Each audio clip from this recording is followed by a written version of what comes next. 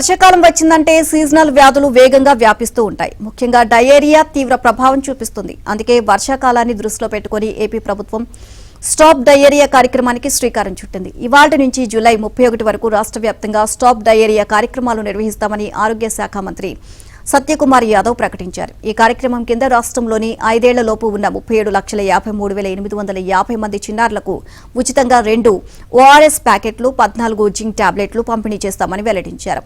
అలాగే అవగాహన కార్యక్రమాలు కూడా నిర్వహిస్తామని చెప్పారు.